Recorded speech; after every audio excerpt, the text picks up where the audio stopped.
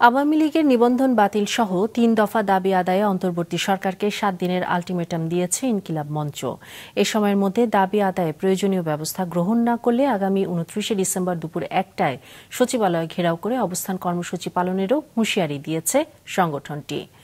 বিকেলে নতুন এ কর্মসূচি ঘোষণা করে কাকরাইল মসজিদ মোড়ে সড়ক থেকে অবস্থান তুলে নেন ইনকিলাব মঞ্চের নেতাকর্মীরা। এর আগে অন্তর্বর্তী সরকারের প্রধান উপদেষ্টার একজন প্রতিনিধির কাছে দাবির কাগজ তুলে দেন নেতারা।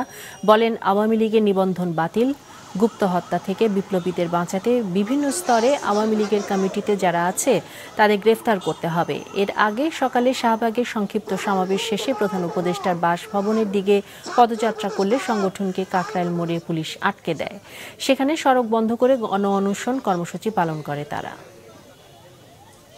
আওয়ামী লীগের নিবন্ধন বাতিল করতে হবে। দ্বিতীয় দাবি, কেন্দ্র থেকে ইউনিয়ন পর্যন্ত যত কমিটির সদস্য আছে তাদেরকে গ্রেফতার করতে হবে এবং এই জুলাইতে যারা আন্দোলন করেছে, সামনে থেকেছে, যারা সামনে আসেনি কিন্তু জীবন থ্রেটেন ফিল করছে এই আন্দোলনে সম্পৃক্ততা থাকার কারণে, তাদের জানমালের নিরাপত্তা এই সরকারকে দিতে হবে।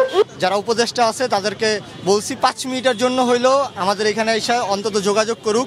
বিভিন্ন জায়গায় উদ্বোধন করার সময় পাচ্ছে, তারা কনসার্টে যাওয়ার সময় পাচ্ছে, কিন্তু তারা আমাদের সাথে দেখা করার সময় পাচ্ছে না।